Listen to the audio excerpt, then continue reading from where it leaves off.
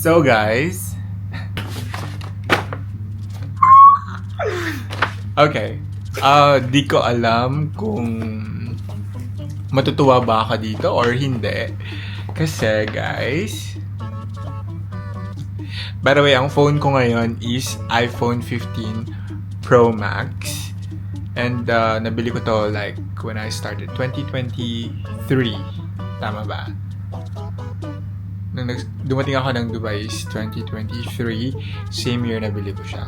Because 4, 5, 6, 15, 16, 17. Mali. Ay, mali. Ano ba? Kailan ba na na-release? Tama. So, nabili ko yung phone ko na to is 2023 ng November. And alam naman natin ngayon na ang pinaka-latest na iPhone is iPhone 17. So, my gosh, hindi ko sure, hindi ko alam, but sobrang impulsive. Hindi naman impulsive kasi matagal ko na rin siyang gustong gawin. Although alam ko na hindi ko siya kailangan. And obviously, alam ko rin naman or hindi ko sure kung kailangan ko ba siyang gawin ngayon. Alam niyo naman yung condition namin right now dito sa Middle East. I don't wanna dive into the details. Pero I don't know, hindi ata siya practical na gawin at this moment kasi I could have used the money for, or I could have saved the money for other purposes, diba? At yung nagagawa pag hindi tayo natutuloy sa mga bakasyon natin. So, ewan ko, hindi ko alam. Ang dami kong paligoy-ligoy pero totoo ba to? Guys. Chan charara. Okay. My gosh. So, ito. Diyan ka pa din. And, ano pa bang nandito? Wala naman. So, just the receipt. Tapos, wala na. And, the phone.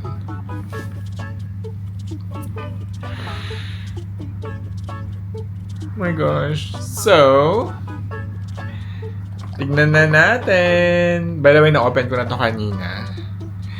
Tignan natin kung anong nandito sa loob. My gosh.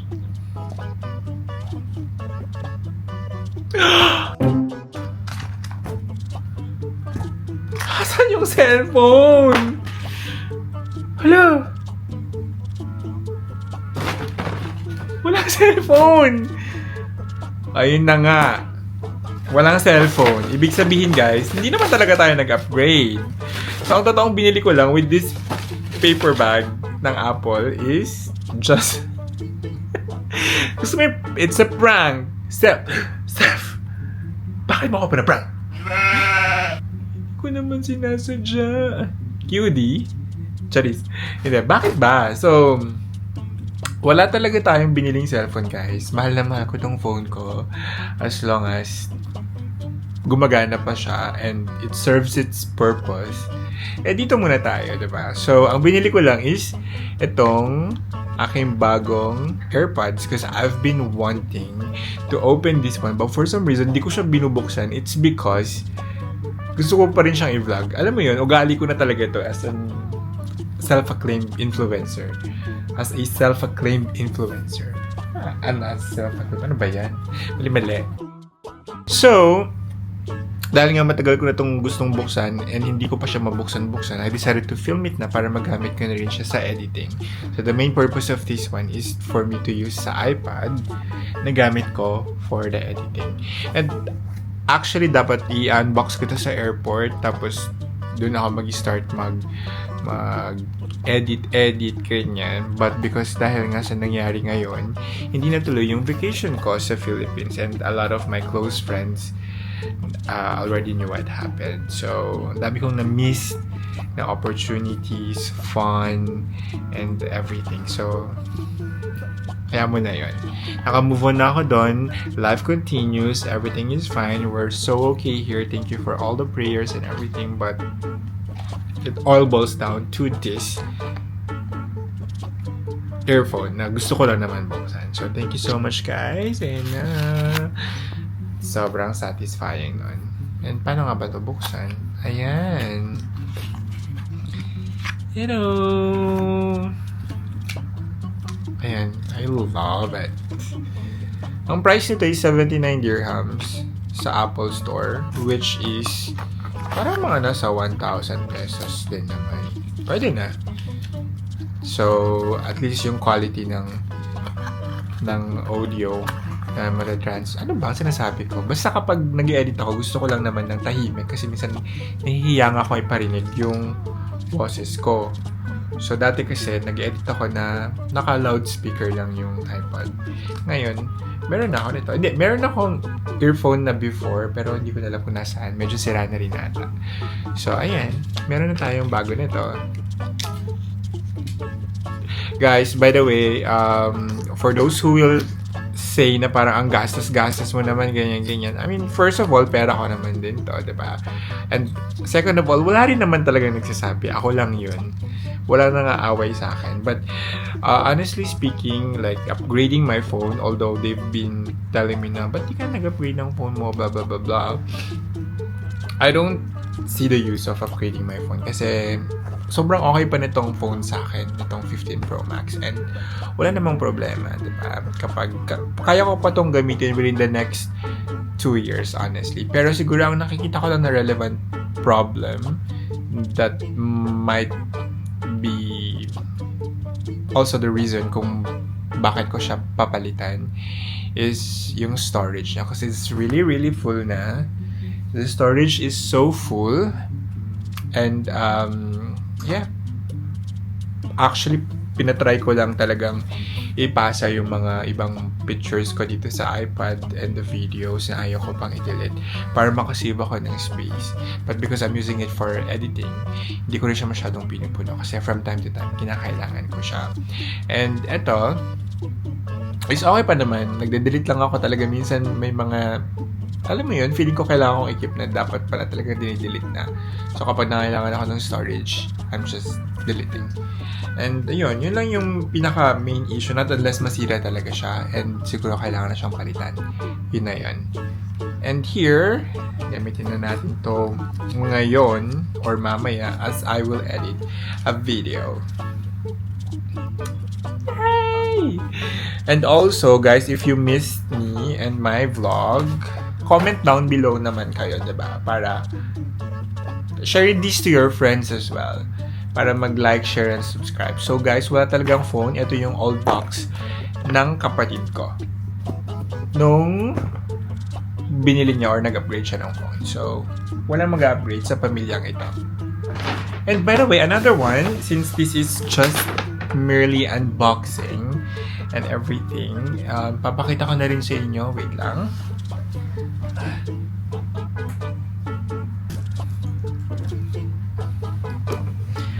Guys, share ko lang kasi itong next na video ko or itong next segment natin na i-unbox ay galing sa Italy. So, sa mga close friends ko rin and family and workmates, they know na supposed to be I'll be traveling to Italy nung February 28 for 2 weeks sana. Pero dahil nga hindi na-approve yung visa natin, I have decided na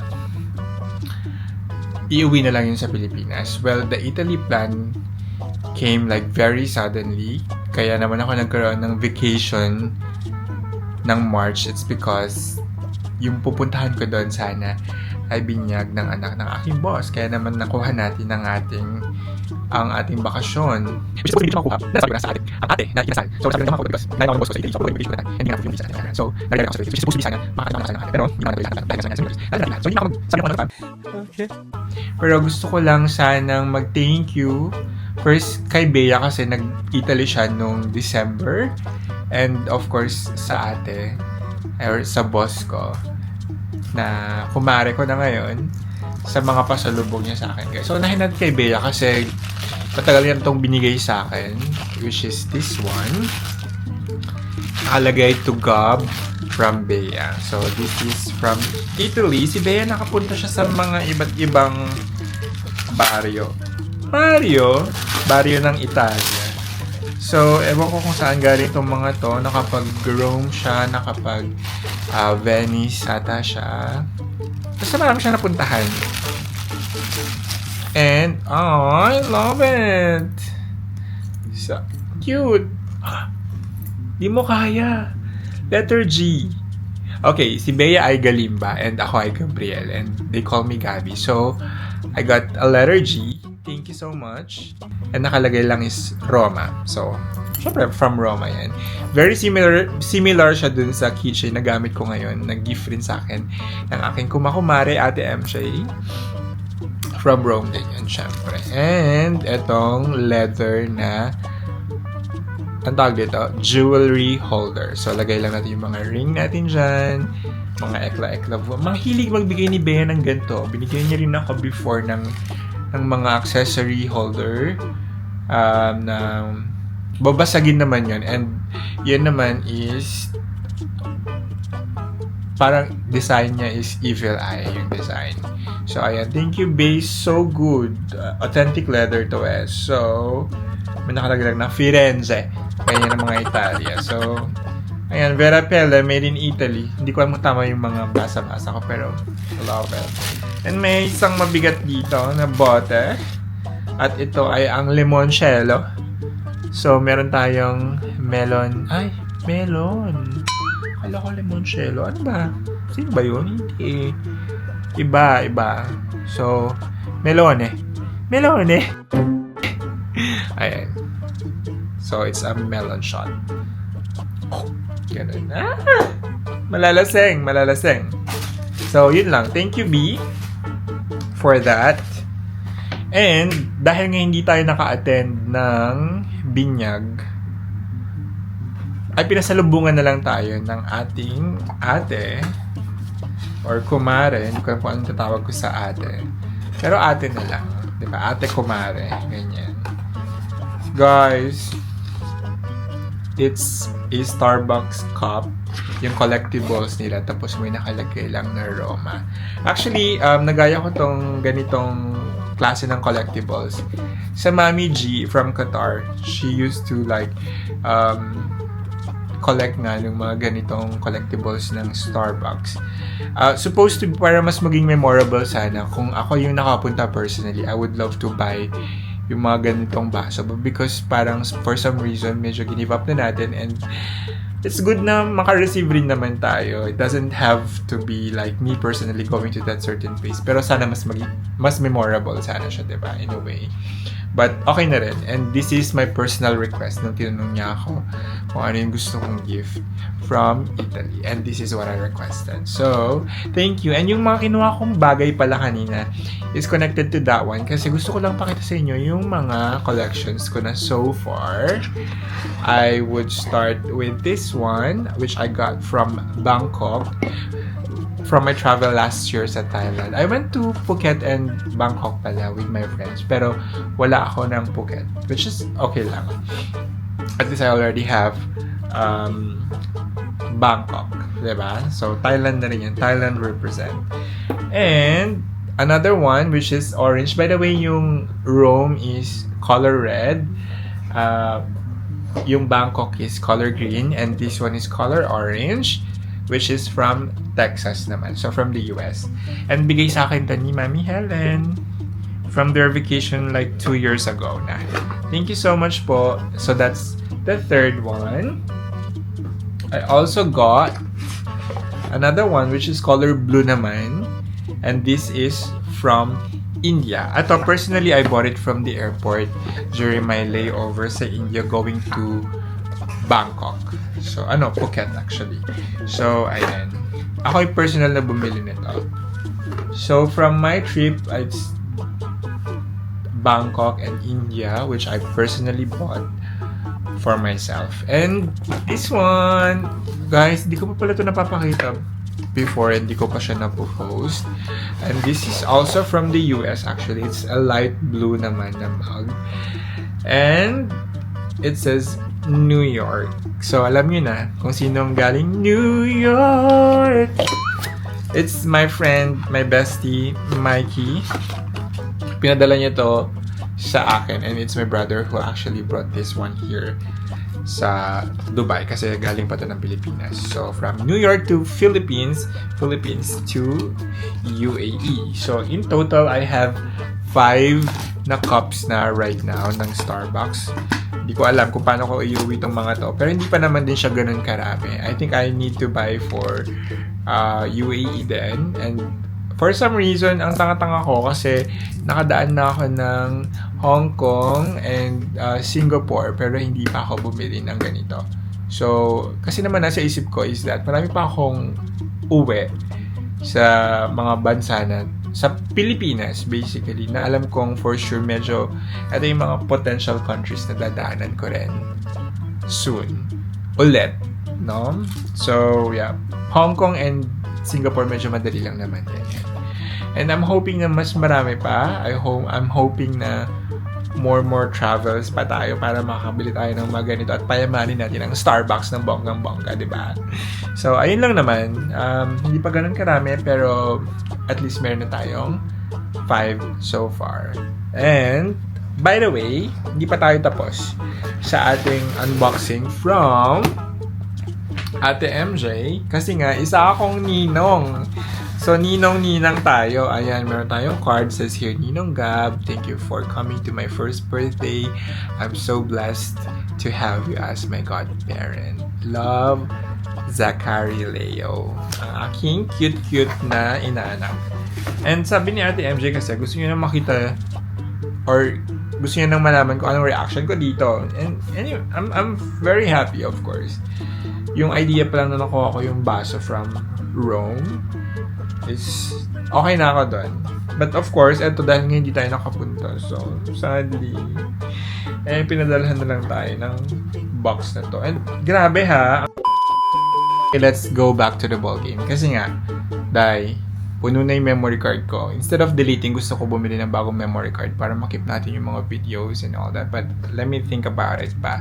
Kasi parang di naman lahat worth it ng ikip. Kasi nga, yung iba, mostly are napupunta sa draft or hindi naman din nasasama sa vlog, diba? So, I just wanted to open this parang giveaway nila or token sa mga ninong at ninang. Galing pa to ng Italia. Ang bigat nito ha, for you to put this sa luggage at iuwi pa dito. For me, highly appreciated. And sabi nila daw baka mabasag. So, babasagin. Guys, babasagin siya. And, uy, ayan. Effort! Sobrang, ay, cute naman. Wow! Ang cute. Ang cute kasi, guys, it is a scented candle. Wow! Grabe.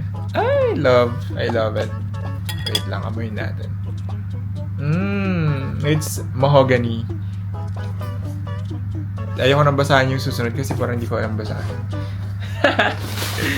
Tapos, wait lang, baba ko na lang para medyo mas comfy. Wait lang, ba't parang ang dami? Oh! Hala! Oh my gosh! Guys, it's a lamp. It's parang candle warmer, ganon. Oh my God. Okay, nakita ko to sa bahay nila ate. And gusto ko sanang tanungin kung saan nila binili. Kasi I like it. And gusto ko siyang bilhin. Instead of like, alam mo yun, yung sisindihan mo yung kandila mo. Ito na lang. Candle warmer na lang. Para pasabog. Hello! Thank you so much. Grabe naman. Ako lang ba to? Or lahat ng ninong-ninang talaga nakakuha ng ganito? Yung totoo. Yung totoo. Ang ganda. Uy, effort ka yung. Sobrang effort ka yung. And there's also etong, ayun nga, candle warmer na lamp. Okay, wala naman siguro, diba? Walang cash? Or walang lechon kawali? Wala na iwang lechon kawali sa loob. Wala naman. I love it.